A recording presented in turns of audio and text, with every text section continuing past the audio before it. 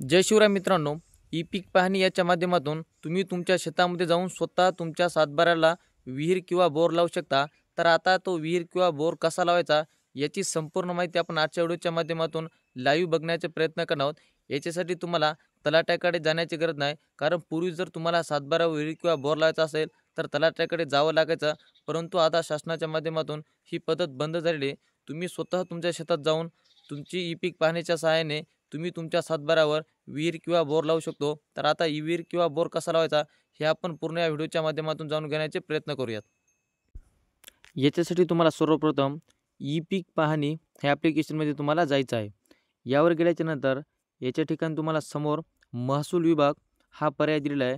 याच्यापैकी तुमचा जो काही महसूल विभाग असेल तर तो तुम्हाला निवडायचा आहे आणि निळ्या पट्टीवरती तुम्हाला परत क्लिक करायचं आहे।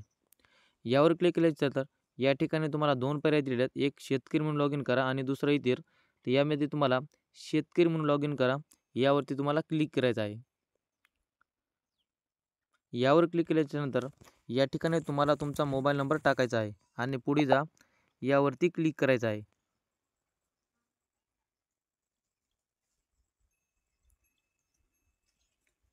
यावर क्लिक केल्यानंतर या ठिकाणी बघू शकता सर्व्हर बरोबर संपर्क होत आहे, म्हणजे ह्या ॲप्लिकेशनला थोडा वेळ लागतो। आता याच्यानंतर हा पर्याय तुमच्या समोर पडेल।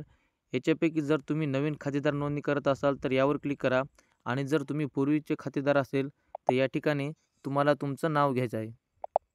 हे नाव निवडल्याच्यानंतर आता राहिला 4 अंकी संकेतांक।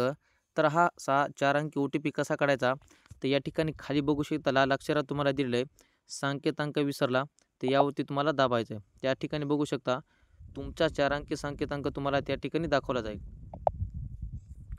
हा 4 अंकी संकेतांक टाकल्याच्या नंतर परत तुम्हाला हिरव्या बटनवरती क्लिक करायचं आहे।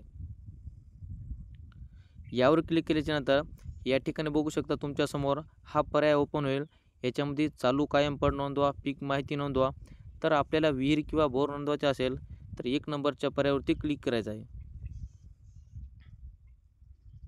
यावर आल्याच्या नंतर या ठिकाणी तुम्हाला ही संपूर्ण माहिती विचारली जाईल। याच्यामध्ये तुम्हाला तुमचा खाते क्रमांक टाकायचा आहे। खाते क्रमांक टाकल्याच्या नंतर तुम्हाला लगेच खाली गट नंबर विचारला जाईल, तर तो गट नंबर सुद्धा या ठिकाणी तुम्हाला निवडायचा आहे। त्याच्यानंतर आता कायम पड व चालू पड प्रकारामध्ये याच्यामध्ये तुम्हाला कायम पड हे निवडायचं आहे। त्याच्यानंतर खाली पडाचा प्रकार दिलेला आहे, तर याच्यामध्ये तुमचं काय विहीर बोर जे असेल या ठिकाणी तुम्हाला संपूर्ण माहिती दिलेली आहे। या ठिकाणी बघू शकता 1 विहीर पड, 2 विहीर पड, त्याच्यापैकी आपल्याला विहीर लावायची असल्यास 1 विहीर पड असं या ठिकाणी क्लिक करायचं आहे। त्यानंतर परत तुम्हाला याच्यामध्ये खाली शेवटचा पर्याय दिलेला आहे कायम पड चालू पड जमीन क्षेत्र किती हेक्टर कियार। आता याच्यामध्ये तुमच्या जेवढं काही विहिरीचं क्षेत्र असेल तर तेवढं क्षेत्र तुम्हाला या ठिकाणी टाकायचं आहे आणि खाली हिरव्या बटनवरती क्लिक करायचं आहे।